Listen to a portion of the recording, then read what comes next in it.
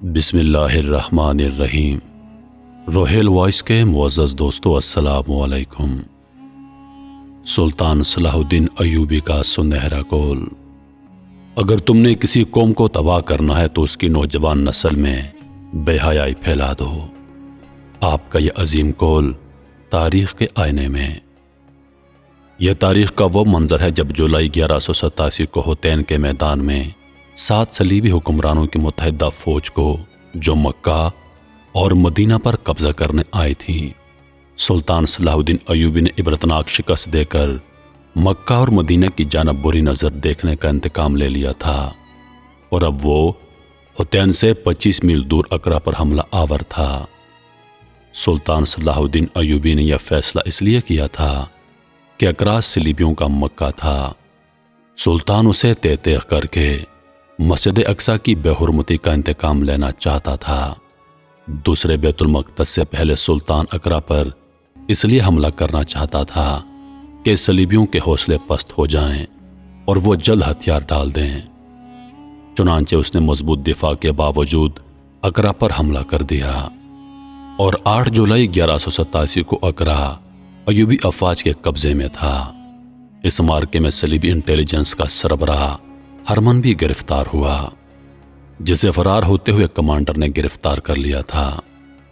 گرفتاری کے وقت ہرمن نے کمانڈر کو خوبصورت لڑکیوں اور بہت سا سونا دے کر فرار کرانے کی پیشکش کی تھی، مگر کمانڈر نے اسے رد کر دیا۔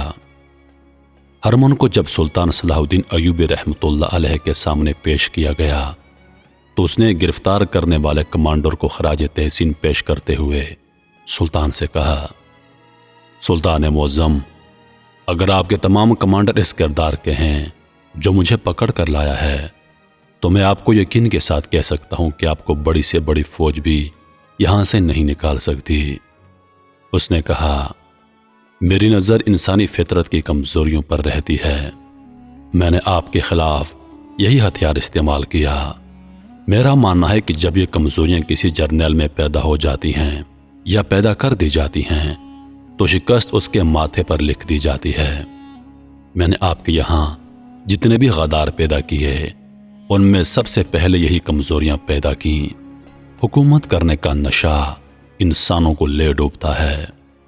سلطان معظم، آپ کا جاسوسی کا نظام نہایت ہی کارگر ہے۔ آپ صحیح وقت اور صحیح مقام پر ضرب لگاتے ہیں، مگر میں آپ کو یہ بتانا چاہتا ہوں کہ یہ صرف آپ کی زندگی تک ہے۔ ہم نے آپ کے ہاں جو بیج بویا ہے وہ ضائع نہیں ہوگا۔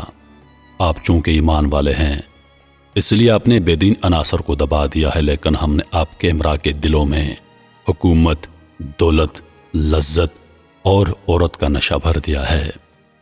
آپ کے جانشین اس نشے کو اتار نہیں سکیں گے، اور میرے جانشین اس نشے کو تیز کرتے رہیں گے۔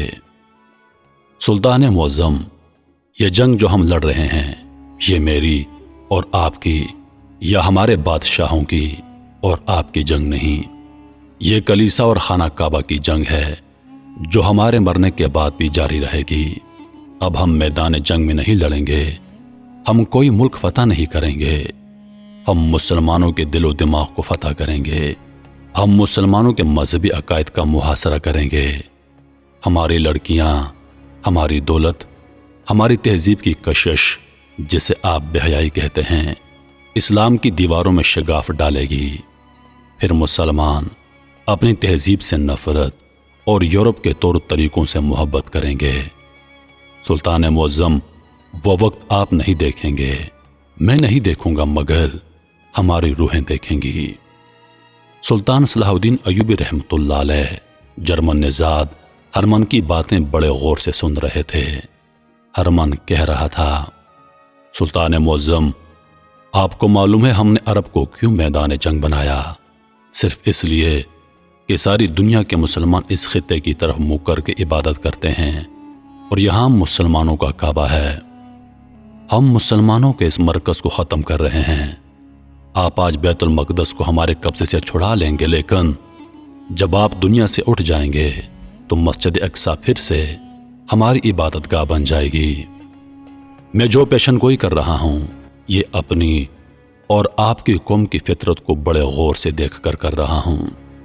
ہم آپ کی قوم کو ریاستوں اور ملکوں میں تقسیم کر کے انہیں ایک دوسرے کا دشمن بنا دیں گے اور فلسطین کا نام و نشان نہیں رہے گا۔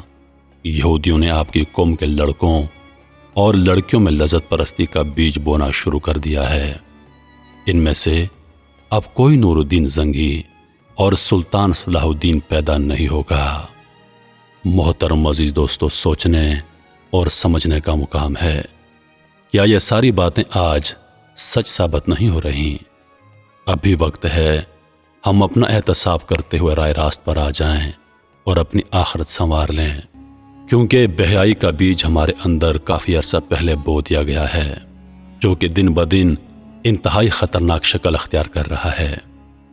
عزیز دوستو، آج کی ہماری نوجوان نسل بہائی میں ڈوب رہی ہے۔ ہماری لڑکیاں اور ہمارے لڑکے اس ناسور کا شکار ہو رہے ہیں۔ اگر ہم نے اپنا احتساب نہیں کیا تو ہماری آنے والی نسلیں کتنی تباہ ہوں گی، اس کا اندازہ آپ لگا سکتے ہیں۔